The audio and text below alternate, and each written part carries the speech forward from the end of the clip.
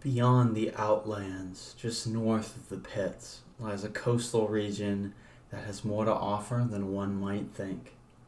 True to its name, Greenbeach has 100% green fertility, while also having a respectable 50% arid fertility.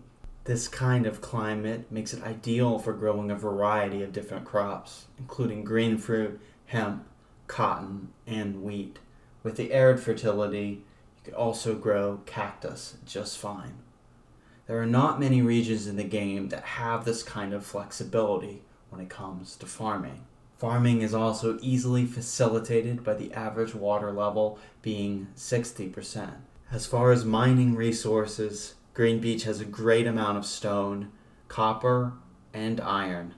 The copper here is of mediocre quality. However, most copper veins can be mined by 2 people here, which helps with the 55 quality rating.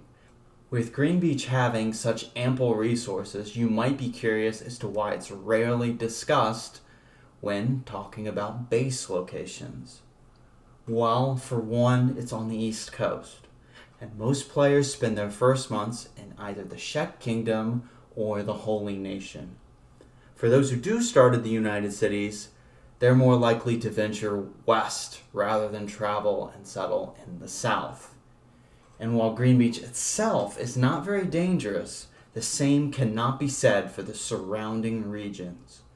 No matter where an adventurer comes from, they'll likely have to contend with beak things, skeleton bandits, and reavers if they want to arrive in Greenbeach.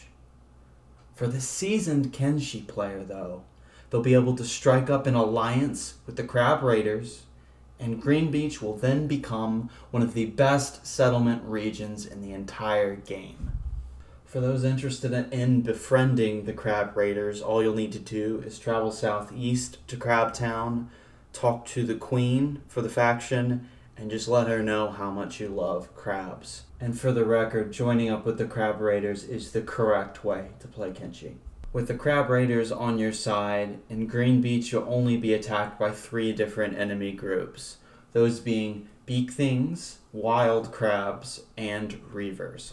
The hostile crabs in Greenbeach are more of a blessing than a curse, though. They're far too slow to catch up to your characters, and they provide a reliable source of meat as well as income if you choose to loot the crab eggs from their nest. To be fair, beak things are a significant threat, but the beak thing population in Greenbeach will be a far cry from other regions such as Heft, the Bone Fields, or the Crater. In a large part, this is due to beak thing nests not being able to spawn in Greenbeach. By most standards, this then makes the reavers the main threat in this area.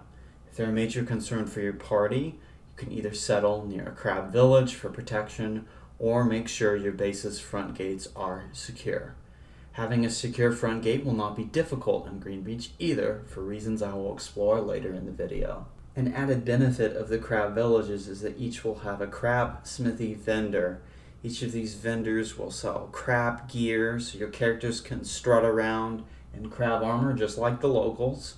And each of these vendors will have around 20,000 cats or more to spend on any trade goods that you produce at your base. One of the major drawbacks to settling far away from a major city is not having a place to sell your items, and these crab villages completely address this problem by having these crab smithies where you can sell items that you have made. Occasionally, if you do need more shop options when trading goods, Black Scratch is a short hike northwest.